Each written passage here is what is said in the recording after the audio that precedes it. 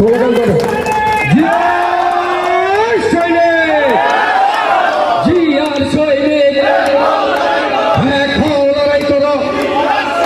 কে বলে রে জিয়া নয়, মিরাজ ভাইয়ের আগমন, শুভেচ্ছা স্বাগতম।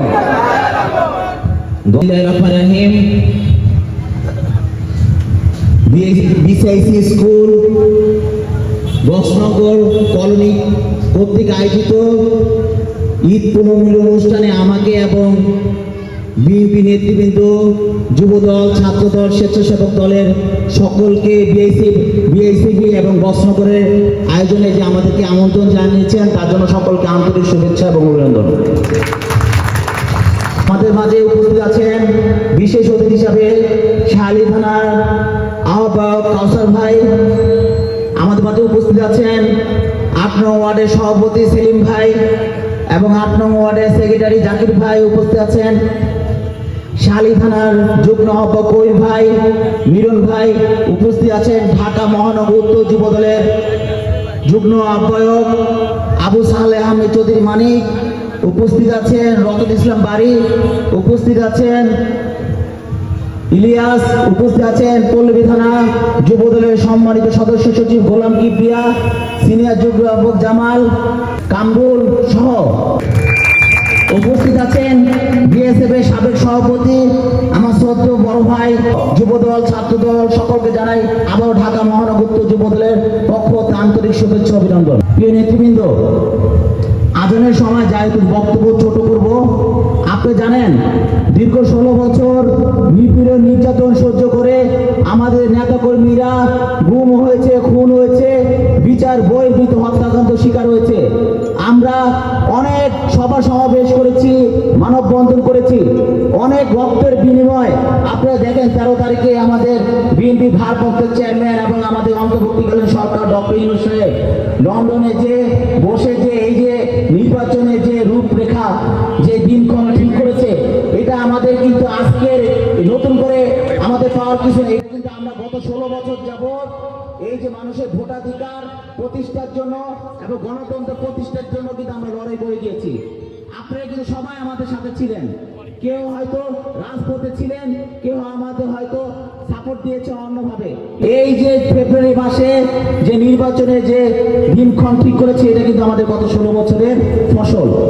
আশা করি এইটা আমাদের এই ফসল যেন আমাদের জন্য এটাই করতে পারি।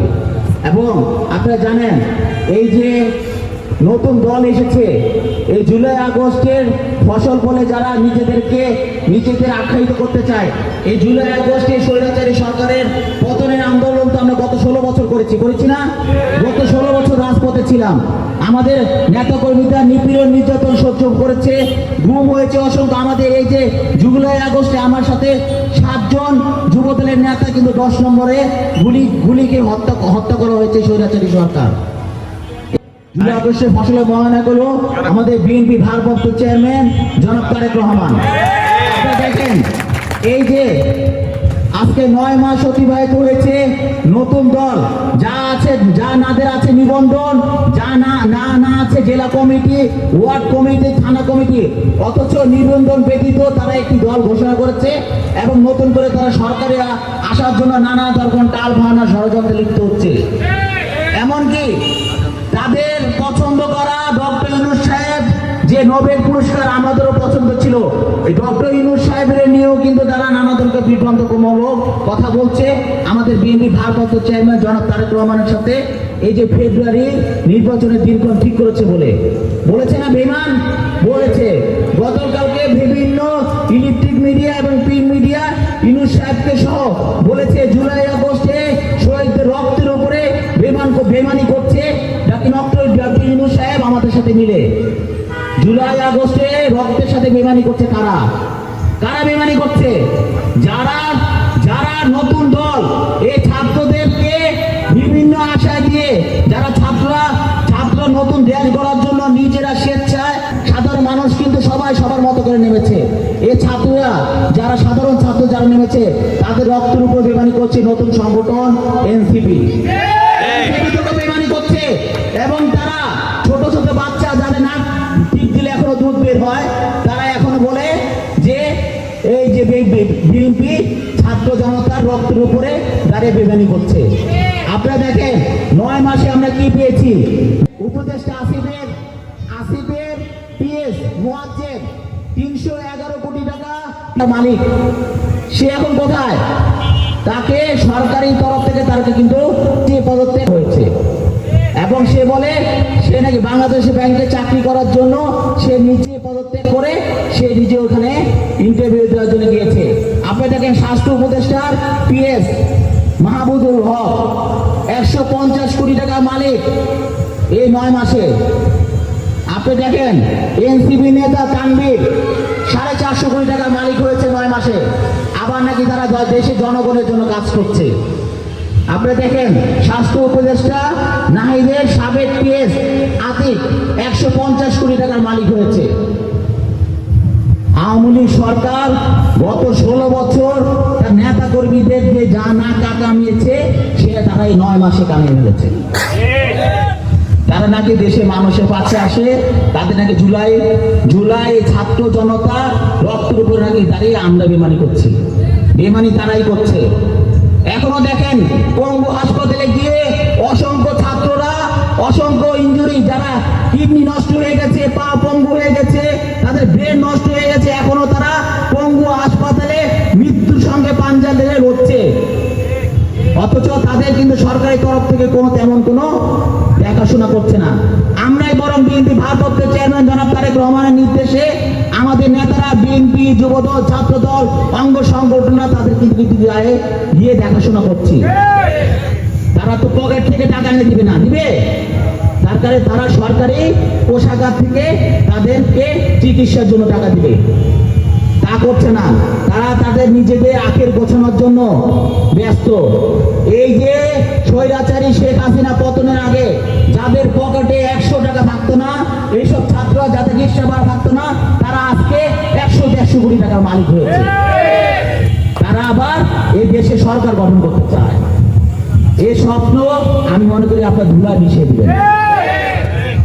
আমি চাই এই যে দীর্ঘ 16 বছরের যে প্রতীক্ষা আমরা করেছি, আপনারা করেছেন, সাধারণ মানুষ করেছে, এই যুব সমাজ করেছে, যারা ভোট দিতে পারে নাই।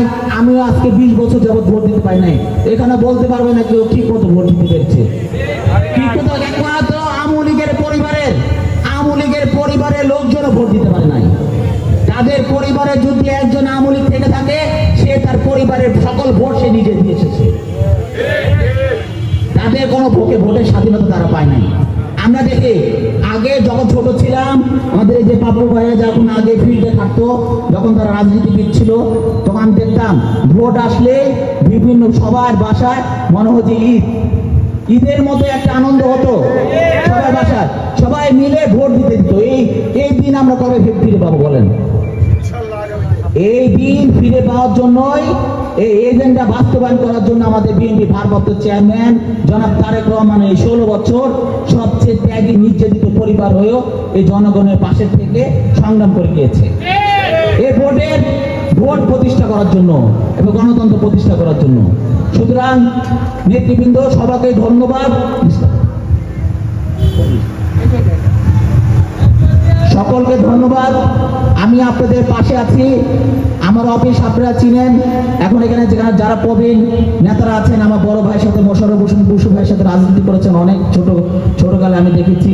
আপনারা সবাই আমার বয়সও বড় এবং প্রবীণ নেতাও। আমি আপনাদের অনেক ছোট। কোনো সময় কোনো কিছু দরকার প্রয়োজন মনে করলে আমার কাছে আসবেন। আমি সর্বোচ্চ করার চেষ্টা করব আমার শালীথানা নেতৃবৃন্দের জন্য এবং শালীথানা জনগণের জন্য। আমার কাছে আসবেন, আমি সর্বোচ্চ করার চেষ্টা করব। যে কোনো বিপদ হোক, না আসলে আমার বিষয় আপনি বুঝবেন না, আসলে বুঝবেন। অনেকে দূর থেকে বলে যে যাব, কি মনে করে, কোনো দ্বিধা দ্বন্দ্ব ফেলে আমার কাছে আপনারা আসার অনুরোধ রইল সবাইকে। আজকে এখানে যারা আয়োজন করেছেন, সাবেক আহ্বায়ক আব্দুল মান্নান, শালীথানা স্বেচ্ছাসেবক দলের সভাপতি, যারা আয়োজন করেছেন